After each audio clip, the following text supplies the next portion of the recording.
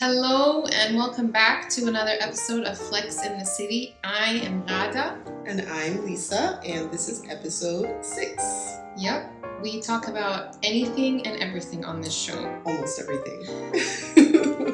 We don't claim to be experts, we just share our own experiences with whatever topic that we choose. We obviously are always open to hearing or listening to what you guys want to talk about, so always send us feedback on Instagram, on YouTube, wherever you can find us. Or questions or ideas for topics you want to discuss. Yeah. So we're definitely open to that. Yeah. So on that note, we are going to jump straight into the quickfire round for this week. Mm-hmm. I'm asking you a round of questions, and we're just gonna Pop, pop, pop. quickfire. All right. So ready? Ready. Scale of 1 to 10. How good at keeping secrets are you? 10. I was gonna say 10 too. It's like I could answer this one for you. As in 10 to keep a secret. Yeah, like 10. Yeah. I Okay. am a volt. Yeah. I can vouch. Ariel or Jasmine? Oh. Maybe not. I was trying to. It took me a minute. Jasmine, 100%. I knew it. I knew that one too. First celebrity crush. I can remember that. I want to say it was Brad Pitt because everyone in elementary school was talking about Brad Pitt. Mm-hmm. Did I really like him? I don't know, but it was like you always had to choose between Tom Cruise and Brad Pitt. Yeah, and of course, Brad Pitt was more my jam. Yeah. How about now? Do you still Now, find him attractive? No. Really? No. He's handsome, but he's not like for me it's more like a Ryan Reynolds, Ryan Gosling. Really? Yeah, I don't know. Oh, we will never fight over a man. Ryan Reynolds is funny, and I like the goofiness. He has a body, but and then Ryan Gosling I never got either because I'm like he doesn't have any lips. I think more just from The Notebook, like it has to have been that movie that. But it could have been anyone in that movie. They could have switched the guys, and James Marsden, who's the other guy in that movie, could have been him. Right. And he would have been. And he's already like unbelievable. That's true. Yeah. He doesn't get enough attention, I think. Anyway, we digress. Who was my first love? Oh my God. It literally just hit me right now. Because I was thinking about what I used to watch. Anyway, it's not about me. I'm not going to talk about it. Okay, but my first celebrity crush was David Hasselhoff because of Knight Rider. And you know what? I'm not ashamed because he was fine. He had his little like curly fro thing going on. He had the badass car. He was You tall. and every other German are on the same page then. God, they love him here. German too. They love him. They like his music. Which I didn't know until recently that was I thought he came out with like 1 or 2 songs that were really big, but apparently he had a full album. Albums, I think. Yeah, I don't know about the music, but I definitely have seen the footage of him in the piano scarf playing at the Berlin Wall falling thing. That's all I know about his music. He's still putting concerts on. I know a friend went 2 months ago to see another person in concert, some Austrian singer who's very popular, and David Hasselhoff was the opening act. Yeah. And they went crazy for him. I mean, not knocking his hustle, get money. Let's see. Longevity. Yeah. I picked correctly. All right. Dawn or dusk? Dusk. If you could travel back in time, which period would you go to? Oh, I think the 20s just for the clothes.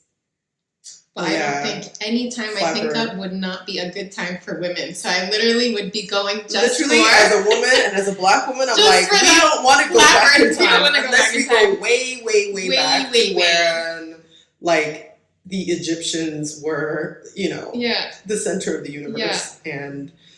And then maybe I could go back to then. All right. Do you snore? Sometimes. Okay. But not a heavy snore. At least you're honest. Yeah. One place you most want to travel? Hawaii. Oh, good. Or like anywhere in the Caribbean islands also. You know Hawaii's not in the Caribbean. No, of course I know. Of course. Come on.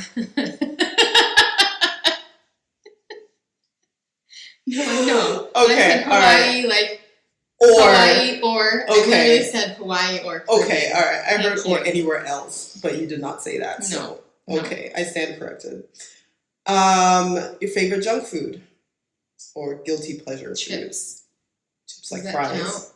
No, or like potato chips. like potato chips. That for me, if you put a bowl of chips in front of me, I can't. So you're savory more than a sweet. Yeah, 100%. Like even if I do sweet, I still need to follow it up with something you need savory. The salt at the end. Yeah. All right. Favorite season? Spring. Oh yeah, I always forget about spring. Well, because we had spring this year, and it was basically just monsoon season. Yeah. So yeah, I like spring in terms of like when it's green and the flowers are blooming. As it should. Yeah, I can't do extreme. So I can't do winter and I can't do summer because it's either too hot or too cold. But the in between, like fall and spring, the spring being my favorite. When it's just getting to the start of summer. Yeah. Is such a sweet spot. Yeah, that is like so nice. Perfect. It's really nice because you still have all of the warm days to look forward to, but it's still not too hot yet, and it's still beautiful. You're still suffering from the PTSD from winter. Yes. So it's a nice little spot to be. Last Halloween costume. Oh, let me think about this. Because every year I usually just stick cat ears and paint a cat. Such a mom. It's like, because all my energy goes into painting the kids' faces, and by the time they get to me, I'm just gonna wear the headband. So with last the ears. year I was a cat. Did you draw this? I did leopard. Like I did half my face was like a leopard, like spots, and then the nose. But I think that was last year. But the proper would have been like from Alice in Wonderland kind of outfit. Oh, so nice. Like what's his name? The Mad cat, Hatter? the Mad Hatter. Oh, the cat, Cheshire Cat. No, it was Mad the Hatter. Mad Hatter. So I had the hat and like some outfit that went along with it too. Oh, nice. Yeah. Put in effort. And like the striped pants. Pantyhose. But it was because I was going to a Halloween party. Yeah, so you I have was to. like, okay, I gotta up my game. You gotta. Can't just show up with the spots and the nose. A little black spot colored on the nose, 3 whiskers on either side. No. I can't remember the last time I dressed up for Halloween. It was probably in college. Really? Yeah. Was it not a big thing in Australia and Dubai? Oh no, that's a lie. It was first year of law school. I was Cleopatra, and my 2 friends, Ty and Terrence, were like my little security like slave boys. So we were shackled to each other, and they basically were shirtless with like little headpieces and like wraps, and then I was dressed as that's the last time. That was in Florida. Okay. Yeah. Woo. I gotta tell them I called them out on the show. Seriously. Now we know. Oh God. All right, last one. And I know the answer to this, and everyone else should, hopefully. Do you ever post inspirational quotes on social media? Always. I'm one of those. Always. But yeah, no, I do on my coaching page. I do a few. Yeah. I think we should probably start doing more of that also on because we find a lot of that stuff and we post it maybe individually or we'll send stuff to each other. But I think it's a lot of it's in line with the content that we discuss. 100%. I agree. So we'll start doing that. And we'll make the page look pretty as well. Like maybe a little tile situation going on. But I mean, or you could just look at us. That's pretty too. So. All right, that's it for the quick fire round. Go ahead. Today's topic? Today's topic is breaking barriers. And I think it's such a broad topic. There's so much that we could talk about. So even in trying to sort of figure out the specific segments of it was a little bit difficult. So it might go off in different tangents. But it just struck me how even when you feel that you're coming into your own in a certain environment, whether it be work or the place you live or even your view of yourself, just when you think you might be feeling like, oh, I got it, I get it, the rules change and there's always some kind of obstacle or something else to sort of overcome. which is life. They would call it something else if it was easier. And so I thought that was pretty interesting. But one of the things that I think is recurrent is the body image or the stereotypes of the women and men. That to me is crazy because that's a never-ending barrier. It's like a roller coaster. I mean, if you think back to when we were younger and what was trending. We're still young. I mean, I'm talking younger as in like elementary school days.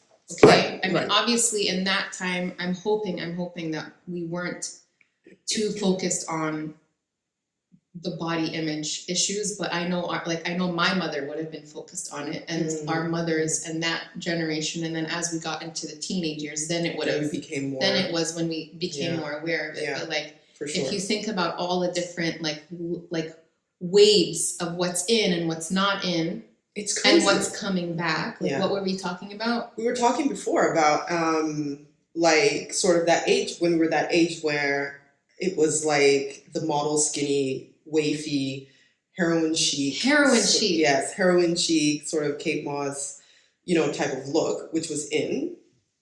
Everyone wanted to be skinnier. I remember that, like, we used to wear these oversized shirts so that we could cover up like our asses so that we can't, you can't see that you actually have shape, which is insane to me now to think back on, because it went then from that, and this is just in our lifetime so far, which is a pretty short period of time, from that to Bootylicious, to like J-Lo and the Kardashians completely like swagger jacking, making work like waves and curves acceptable. Yeah, and which is sexy. Like, which is crazy because they were always there. Yeah, and I remember women who were shaped like that, especially in Kenya, who are like, I've seen curves that are absolutely redong damn ridiculous, like things that don't make sense, dimensions that are really unreal, like stuff that even the doctors, what they're doing nowadays, really they couldn't even try. Like a waist that's like this, natural curves. Like, you'll be in the village and you'll just see a woman with like an 18-inch waist and then like just hips and booty. And so growing up with that and seeing that, and in our culture that traditionally, at least, being really beautiful and attractive, to being now in this Western environment that said, no, all of that is wrong, cover it up, to then having women like the Kardashians and, God, I don't even want to say their name on this podcast, but anyway, whatever. And J-Lo and women like this now becoming like sort of the poster child or the faces of what booty is. I was like, this is so messed up because, like, it's been here all this time, and it just became something that was mainstream because, some woman who decided to have the right marketing platform marketed it, and now the world decides that it's not wrong. So that pissed me off quite a bit. But why did it piss you off? It pissed me off because it's swagger jacking. It's essentially, which that family that shall not be named are very well known for doing. The cornrows that we've been doing for years and stitch braids, and now it's popular because one of them had braids, or and I feel like there's an identity that was so strong in terms of women of color, especially Black women, that we just didn't feel the need to sing it from the rooftops. We just being who we are, we are walking with our asses the way they are. We are dancing the way we dance. We wear our hair the way we do because it's amazing and can twist in any which shape. And we didn't have to stand on a platform to market it. And someone who goes ahead and then like takes that and imitates it, or gets their doctor to try to imitate it and then markets it, like not knocking the hustle, make your money, but it's just odd to me that like we went through a period where we couldn't celebrate it because the same people who are now stealing it told us that it was wrong, and they're now jacking it. So that's why it pisses me off a little bit.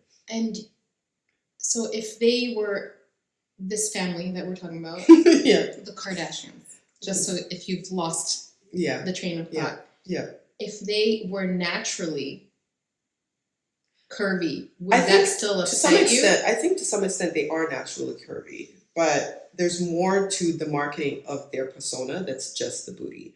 So J-Lo, as far as I know anyway, is naturally curvy and naturally has ass. Yeah. And but I think there's a lot more to how they've marketed themselves that goes beyond just the booty, but there's a lot about the culture, so to speak, that they have sort of jacked and said, all right, well, we're going to use this. And they're not the only people, by the way, not to put that squarely on their shoulders, but there's a lot of people who have sort of said, all right, well, you know what? We don't want to be Black. We don't want to recognize the origin of things being Black, but we're going to take the culture and we're going to, enjoy it and borrow it and take credit for it.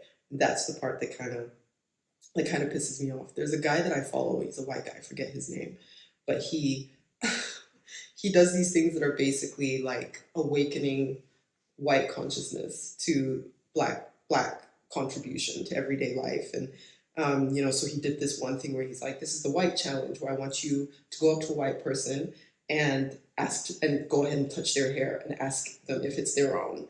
And see the reaction. He does stuff like that, right? Or when they speak to you, he's like, for extra points, ask them or tell them they sound so well spoken for a white person.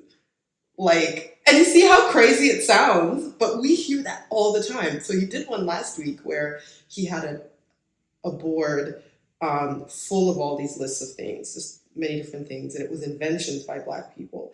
And he was going through them, and he's just like, 350 inventions for the use of the peanut, and he was going through all of them. And then he was like, rock music, and he's like, I know that one stings. That's gotta hurt. It's gonna hurt. But it was just really funny. He does it in a comical way, so I think it's actually quite easy to digest and really quite light. I need to check him out. Maybe we can tag him. When I think about what his name is, I'll put it on the screen for you guys. But he's hilarious, and what I like about him is he's just kind of poking fun at the world that we live in, but also still kind of it's like satirical. So there's truth to it, but he does it in a lighthearted way, and I think that was just really indicative of the swagger jacking that I'm talking about. And I'm mad about booty and looks and things like that. Imagine being in the 50s and the 60s and even before that, creating jazz and creating all these sounds and way to sing, and then you're not allowed to sing on the radio. And the next thing you know, your song is being sung by some guy named Elvis who can't even sing. Fight me on that. So that's the kind of stuff that and it's not just with that, appropriation of, I could go on about this forever, appropriation of African textiles and designs, designers using Maasai blankets and not giving credit where it's due. Where they got even their inspiration from. Inspired, and I thought that the colors of red and blue would look so great in a tartan. I'm like, no, you didn't. And then the draping and everything, and with the jewelry, we have these woven baskets. We call them kiondos or kikapus.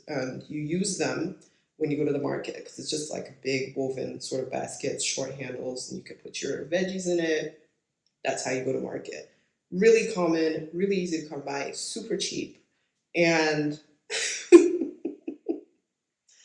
there are websites that are selling these overseas, I mean outside of Kenya, for hundreds and hundreds of euros.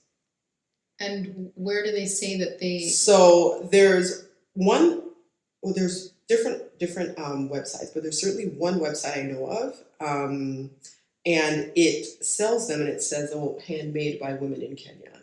Okay. And it has the name of the group that is being sponsored by the company. So you buy a basket and money is sent back to is allegedly meant to go back to these women or to this community. Okay. It's a community of women. I don't know if the money makes it all the way back. Especially, because if a woman if really all the proceeds of sale are meant to be going back there, and I'm buying this basket, she doesn't need you anymore. She doesn't need you anymore because she's making 5 baskets a week, and each of those is selling for 300 euros. she's doing all right. Yeah. She don't need to be making baskets anymore. No. Like, she can hire her own team to create her own baskets and sell them. And that therein lies like the barrier is we will not empower you to be able to do it on your own. Mm-hmm. And so there's sort of another type of barrier that comes with the emulation or the swagger jacking or theft outright, is that there's this barrier to you being able to empower yourself and to do it on your own and to actually benefit from it.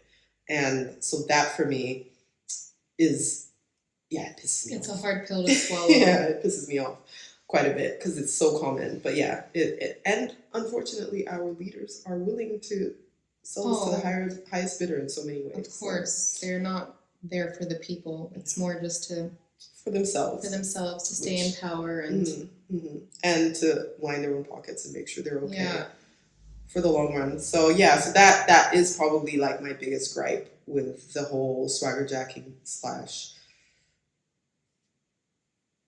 barriers to self-betterment sort of thing. Mm-hmm. But I mean, we gotta live. Yeah. But if we bring it back to the body image, so you're talking about the swagger jacking also for body image. But if I were to say, as you, a woman with curves, like, wouldn't you? Oh, that's so sweet that you would say that. You don't think you have curves? Definitely not. Anyone who knows me knows I don't. What? I just told you about what women in the country I come from look like. And especially the tribe I'm from. I am not curvy for my tribe. Standing next to me, you definitely have more curves than I do, okay? Curves going outward don't count.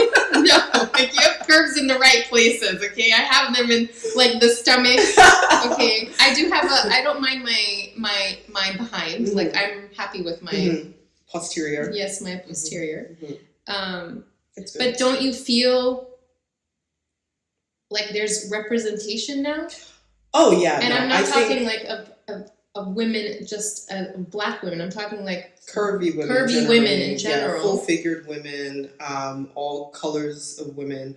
I think that's such a great movement. I think it's a bit contrived in some ways. We talked about this when we were talking about like Bridgerton and how they're kind of like jamming the diversity, every single representation down your throat.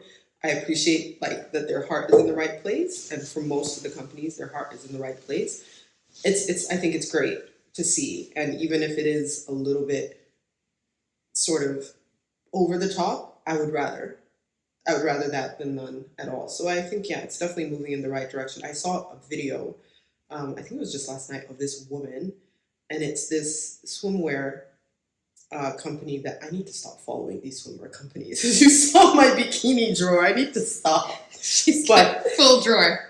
Well, I'm like, where are you gonna wear? I know, because there's no beach. I don't know what I'm doing with my life. Yeah. Anyway, segue. But it's this bikini brand.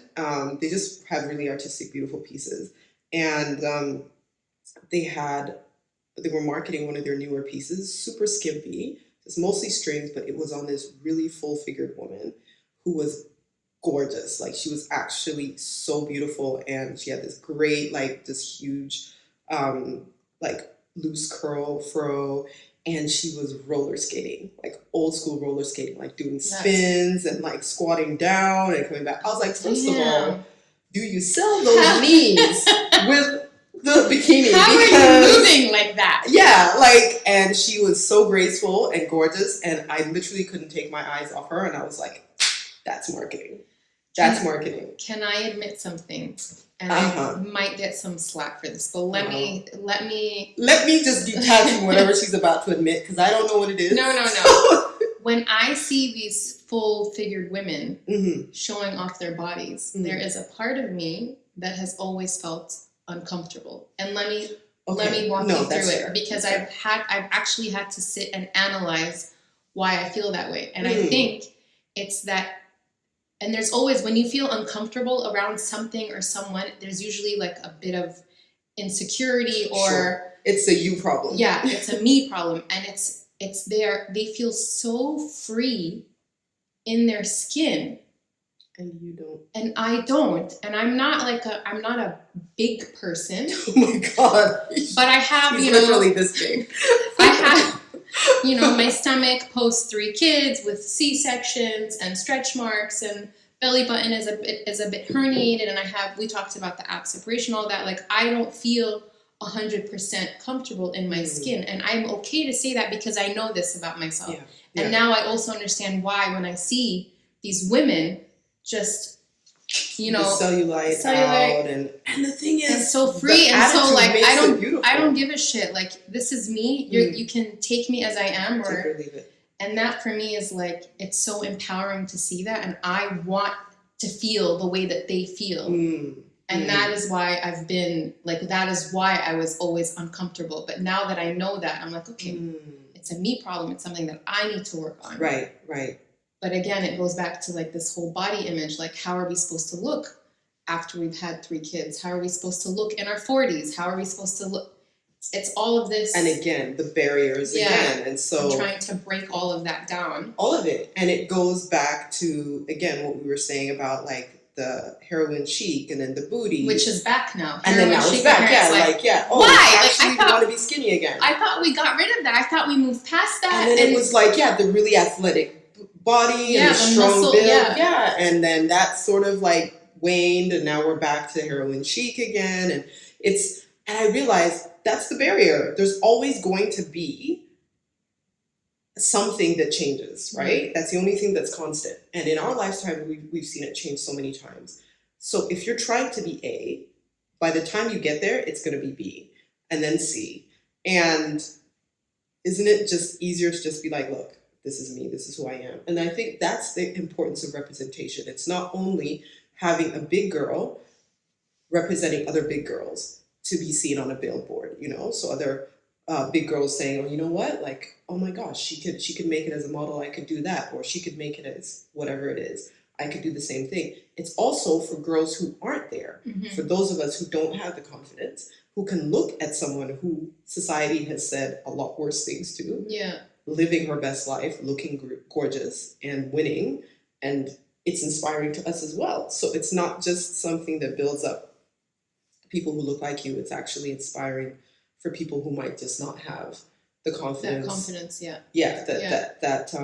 that you exude when you do that. So it's important in so many ways. I found, like with the Bridgerton, once again, to bring it back to that. You love our Bridgerton. It's just so good. Like, it's so good. It's, oh man. Shonda. Anyway, Penelope's character, so she's sort of the shorter, sort of plumper friend, and the last season was kind of a little bit more about her. And the actress, I forget her name, which is really pitiful. I should know it because she's a force of nature, but she says that she insisted on having a scene where her boobs were going to be exposed. Yeah. And I realized we don't ever, not that I'm saying every girl with huge boobs should have them out, but I'm just saying the fact that we're so jaded by the idea of seeing something out of the ordinary. And she actually said, I'm going to put myself out there. But the way she said it was brilliant. And she said, like the world needs to know what perfect breasts look like. Oh. And I loved that not only did she exude that confidence, but she said, like, I'm going to sort of stand on the line. And who knows, maybe she wasn't that confident, but she's like, you know what, I need to do this. I'm in a place where I have a platform and I'm gonna represent, because there's a lot of girls out there who are, not gonna have that kind of. I love that she did that. I love that she did it, like, and she was totally so matter of fact about it. Put that, like, she showed, like, she gave those girls, and I'm even talking about now, it could be of all ages, like young girls who are teenagers, exactly, or even women, 40s, 50s, or whatever, who may have never felt comfortable with their bodies all their lives. She just made it seem like effortless, and it was beautiful. And the fact that she had a scene, an intimate scene, again, is something you don't see. No, you don't see a woman that has a non-conventional body having like a really intense scene with a man, and like similar to you, I was kind of like uncomfortable because I was like, because we've never seen it before. Yeah, I was like, I don't know if I want to see this. How are people going to perceive this? Like, is this something that's going to be accepted, embraced? It's a bit weird, isn't it? Yeah. And then it was just such a beautifully written and executed and acted scene that all of those thoughts kind of went away, and it was just more about what was happening on screen. But I think the fact that you don't even, like with us, like we don't have perfect bodies.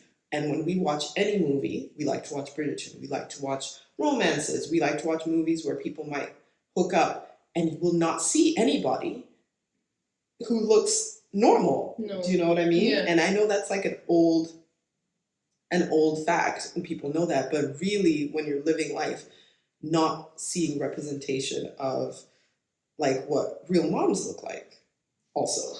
Like, give me the mom body. Like, I want to watch. Yeah. Like, that's when do you ever see a scene in a movie of a woman who is pregnant and is going through like the ugliest kind of pregnancy? Yeah. Ugliest. Yeah. For like, like the spread nose and like swollen feet and all that. Like she'll always still kind of look cute. You never see all of that. You never see. I don't think I've ever seen a scene of a belly with stretch marks, and not that's not every mom, but it's common to a lot of women. Yeah. I don't think I've ever seen a pregnant belly with stretch marks on TV or in a movie. No. Like, that's true. Just things that are part of... I think it's Hollywood, and it's still like everything still has to be... really. Everything still has to be glammed up. It does. And I'll say, we are part of the problem as well. I'll happily put my hand up because at least where men are concerned... Oh God, what are you about to say? It's true. If I have an actor that I've known to look a certain way, and then I see him in a movie and he doesn't look the way I'm used to him looking, and I'm not talking about extreme body morphism like Christian Bale does, but I mean like he's just always been a very fit actor, and then suddenly I see him in another movie and he's chubs. I'm like, what's he doing? He's let himself go. Okay. No, he's looking normal. He's not like training for the Olympics and on all the juice anymore, Like, it's crazy. So that's why I say, I will be the first to say I am a culprit as well. There's a lot of actors, I think, who probably talent is far exceeded by their physique. And I'll watch movies simply because there's a physique, not simply because, but to some extent because of that. But... Can you think of an actor who's let himself go? I feel like there is somebody on the tip of my tongue. And who's let himself go, who's known kind of who's always been like very like, yes, come on. Who? It's gonna drive me crazy. Listen, the only one I can think of, but he hasn't let himself go. He's just gotten older, and of course his body has changed, but he's embraced aging. He's a bad example though, because he still has all the swag in the world. Who? Is Denzel. Oh, come on. Denzel is like, come on. I know. He's timeless. Yeah. But like, oh my God, did you see Gladiator 2? Mm-hmm. The trailer? Mm-hmm. That he's in it? Have you seen any of the visuals for it? Mm-mm. That man can do no wrong. But there's a time, like if you watch Glory when he was really young, or you watch anything, As You Like It, a Shakespearean film, and he's tight, taut, all of the things. Very different from how he looks now. Even in some of my favorite movies of his, like he's got a little belly, he's got like the jowl, but he just still has. He just has the charisma and the swag. It's the way he carries himself. It's the way he carries himself. He is an aberration. Not a lot of men can do that. Yeah. Most men do not age as gracefully. Well, black men age. But not all of them. Not all of them. No? They do tend to age quite well. I think black men and women, like you guys age neither really of our nicely. Husbands are black. But we love you. We love you. You're watching this going, what? Like so. What? Do you have something you want to tell us? No, honey. No. Who are you gonna say with the body? I cannot think his. I need to. Right, I need to go back. What is he acting? I can't Like it's a mix of all different actors right now. If I think of it, it'll come in like at a later stage and can tag the actor. Oh man, I'm trying to think.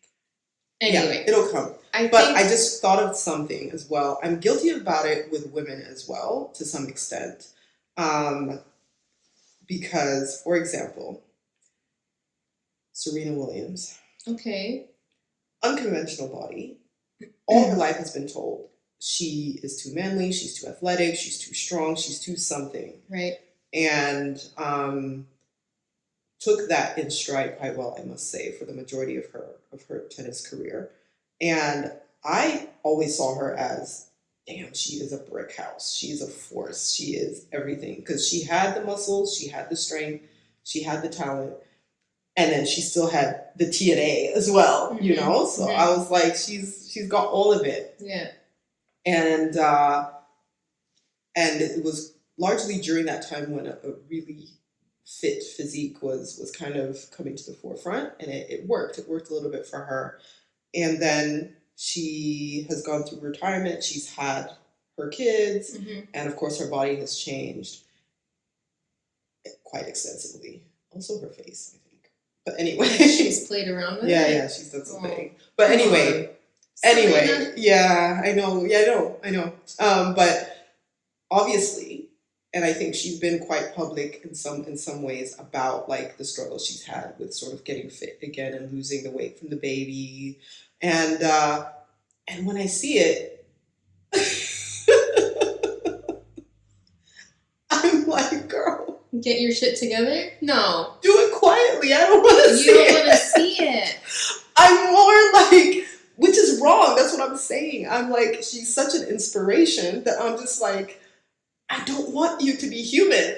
You know what I mean? That's almost when we idolize these people, like when we put them on pedestals, then it is hard for us to watch them struggle, talk about their struggles, because in our eyes, we're like, no, you are the poster child, you're the role model. You're not allowed to be weak. You're not allowed to, you know, like you said, be human. Like, leave that to us lower class underlings. Yeah, we're in struggle street. Like, you're not meant to be down here with us. That's even in people in my industry as coaches, and even I know for fitness coaches as well.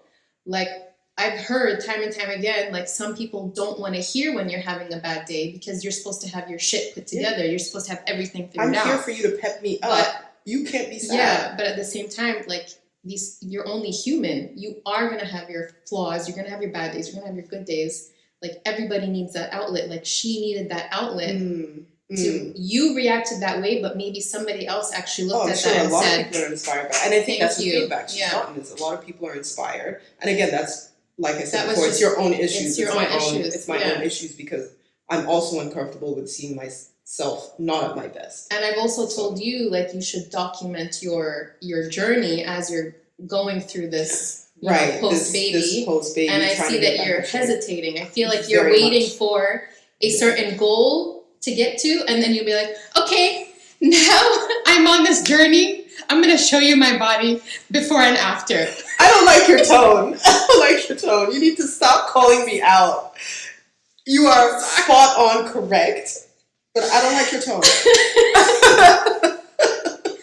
Okay, so moving on. So do you know what has helped me with my own insecurities? Because I'm on social media a lot. Like I've actually stopped following anybody that poses with like these perfect bodies, or whether it's celebrities or other influencers or whatever. I literally I am drawn to, there's one woman I follow all the time, and every post that she posts is of her in like a nice dress, and she'll do one where she's like sucking everything in, and then one where like regular, and she's always got like this, it looks like she's pregnant but she's not pregnant, and she goes, this is reality. She says, when you see me like flat, she's like, I'm literally walking around like this, you know, I can't breathe. And I was just like, I love you. But I really, like, for me, I don't want to see any of that fakeness in my feed. And I'm talking it's going to find its way in there anyway, because the algorithm is what it is. Of course. But they want to feed you the information they want you to see, so that you are always insecure, because when we're insecure, especially as women, you're consuming, you're looking, you're gonna buy, you're gonna seek something to fill it in. And that's what they want us as women to be always doing. Always buying something, trying to smell good, look good. There's always something for us to be consuming, so that we're never 100% okay with what we look like. Because if that was the case, how terrifying. Then what would they do with us if we were... we would be too powerful. I mean, think of how much time we would have if we didn't worry about what we're wearing, what we're looking like. Yeah. You know, we would have so much free time that we would actually be sorting out. Should we do an experiment? I can't do it. I'm letting you know now. I'm not the person for it, because... Raise your hand if you're up for this experiment where 1 week of not giving a shit. You just... Okay, but that means not showering also. Like, how extreme are you going to go? No, not that extreme. You still want to be clean. Yeah. I said clean. I didn't say, like... But cleanliness is, as I've learned, relative. For some people, not showering for a week is all right. For not, do you use a washcloth, by the way? No. You don't? I don't like that. Like, that shit just collects bacteria. Unless you're washing, unless you replace it all the time. But I'm also semi-environmentally friendly, so I don't want to be buying one and replacing it every time, because you're just throwing away. You don't throw away the towel, though. You wash it. I know, but I'm so, but if you're rubbing and you rinse it off. I use dry brushing. If you're worried about the skin cells, I use that. It's not only about the skin. It's just about lathering the soap up.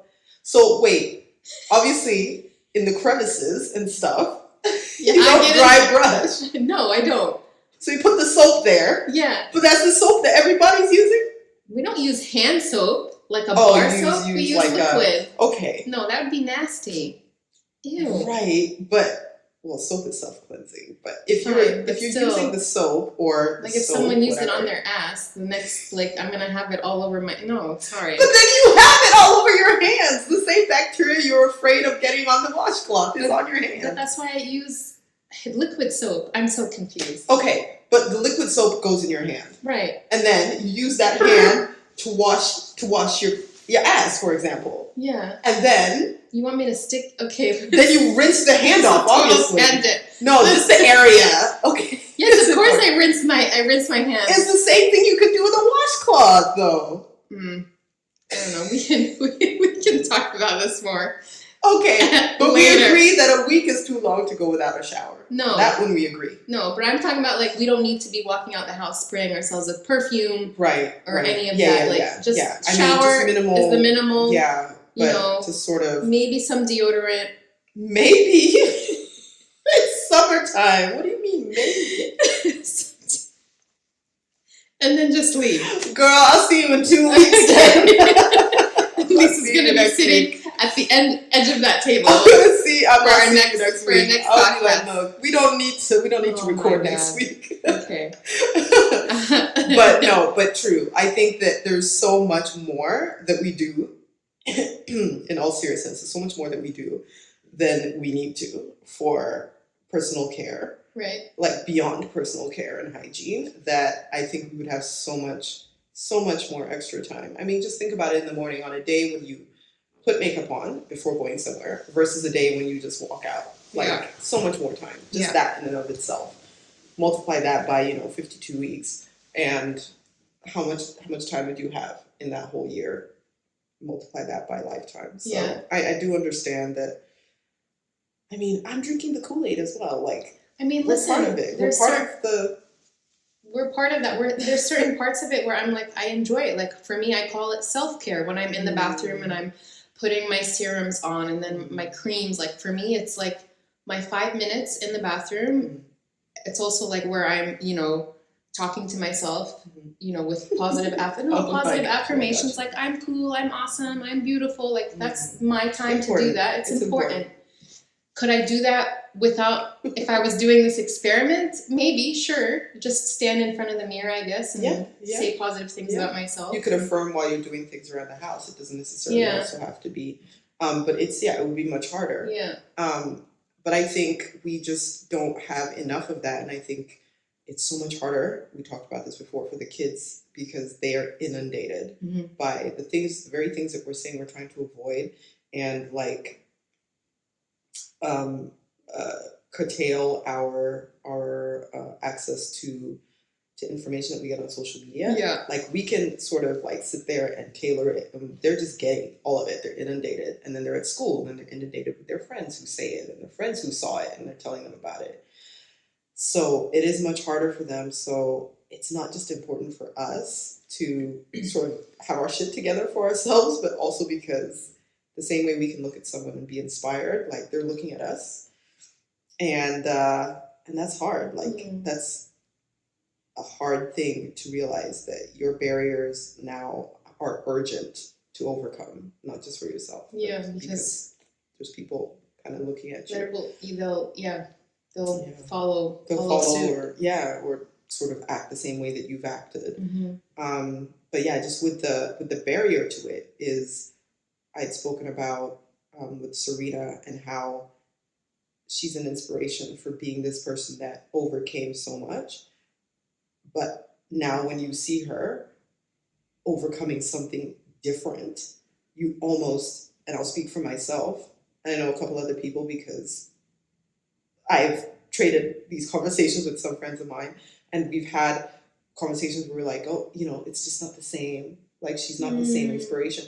And it's because you now pigeonhole a person and say, they're inspiring like this. I don't want you to inspire me as a mom struggling with losing baby weight. Like, you're my inspiration as a person who has a body type that was difficult for the world to deal with, and you overcame it, and you were a badass athlete, and you kicked ass regardless.